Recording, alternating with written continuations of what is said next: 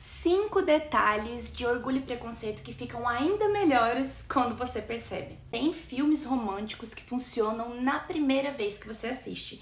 E existem histórias como Orgulho e Preconceito, que parecem crescer emocionalmente toda vez que você revisita. Porque muitos dos momentos mais bonitos da história não estão nas grandes declarações, estão nos detalhes, nos silêncios, nos olhares, nas pequenas mudanças de comportamento que revelam sentimentos antes mesmo dos personagens perceberem o que sentem. E talvez seja exatamente isso que faz esse romance continuar tão fascinante até hoje. Então hoje eu quero falar com vocês sobre 5 detalhes de Orgulho e Preconceito que ficam ainda melhores quando você percebe. Darcy começa a observar Elizabeth muito antes de admitir qualquer sentimento. Isso fica muito claro nas cenas dos bailes. Enquanto Lizzie conversa normalmente com outras pessoas, Darcy está constantemente olhando para ela ao fundo.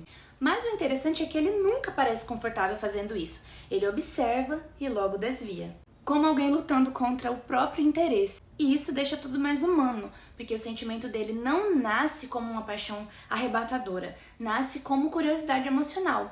Elizabeth é diferente de tudo o que Darcy aprendeu a admirar socialmente. Ela é espontânea, ela é irônica, expressiva, ela é uma pessoa imprevisível e talvez seja exatamente isso que começa a desmontar emocionalmente um homem tão rígido.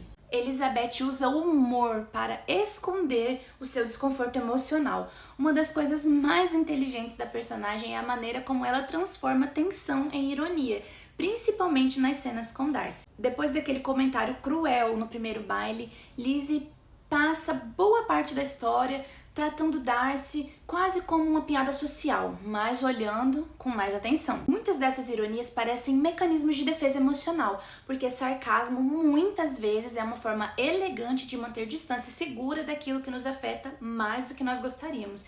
E Orgulho e Preconceito entende isso perfeitamente. A mão do Sr. Darcy, depois da dança, virou um dos detalhes mais brilhantes do filme. Essa cena é quase silenciosa. Depois de dançar com Lizzie, Darcy se afasta e movimenta a mão lentamente, como se ainda estivesse sentindo o toque dela. E o mais impressionante é que o filme não explica nada. Não existe fala, não existe narração, não existe exagero romântico. Existe apenas um pequeno gesto corporal, mas aquele gesto diz tudo. Porque pela primeira vez, Darcy parece emocionalmente desestabilizado por algo que não consegue controlar racionalmente. E talvez seja justamente por isso que essa cena ficou tão famosa. Ela transforma desejo reprimido em linguagem física. A chuva no primeiro pedido de casamento não está ali só pela estética. Aquela cena é emocionalmente caótica. Os dois estão molhados, alterados, ofendidos, vulneráveis e a chuva intensifica exatamente isso. Porque aquela não é uma cena de romance clássico, é uma explosão emocional. Darcy finalmente fala o que sente, mas ainda misturando amor com orgulho social. E Elizabeth responde com mágoa acumulada, com frustração, com raiva.